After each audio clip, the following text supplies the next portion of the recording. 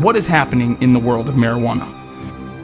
In all known civilizations, cannabis has been the most useful plant for mankind.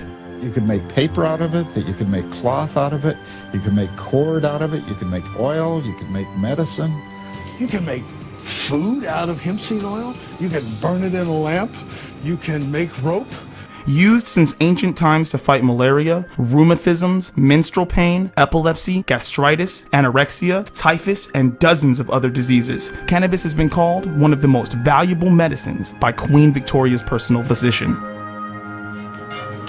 Yet from one day to the next, this miraculous plant has become the forbidden fruit, the root of all evil, the source of sin, perversion, and immorality, which could easily drive people to insanity. Let's go, Jack. I'm red hot.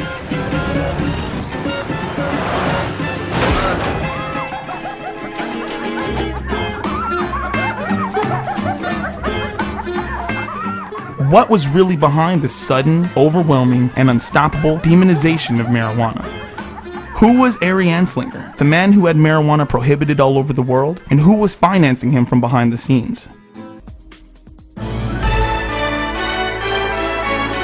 In the 1930s, investor-publisher William Randolph Hearst invested heavily in thousands of acres of timberland to make paper. But at the same time, Hearst's tree paper was in direct competition with the established hemp paper, and Hearst was also in the business of printing newspapers. So, Hearst joined forces with the DuPont Company, who, by the way, was developing a fabric called nylon, which was in direct competition with hemp cloth. Together, they would cook up a scheme to take hemp completely off the market so their individual enterprises could flourish. In 1937, DuPont patented the processes to make plastics from oil and coal.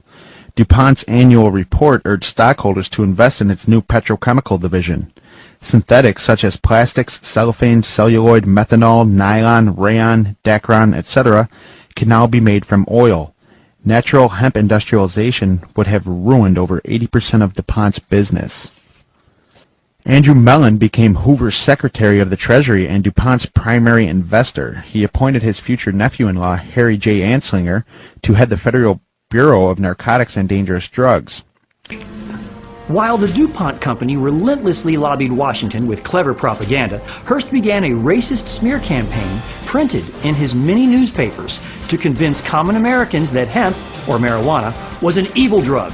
Enter the extremely ambitious Harry J. Anslinger, America's first head of the Bureau of Narcotics. At the time, he was pushing for a restriction on opiates and cocaine, but it would certainly help to build his career and his agency if he added marijuana to that short list. After all, Hearst and DuPont had done an excellent job with their propaganda. Marijuana influences Negroes to look at white people in the eye, step on white men's shadows, and look at a white woman twice. The rest is an embarrassing and dismal history.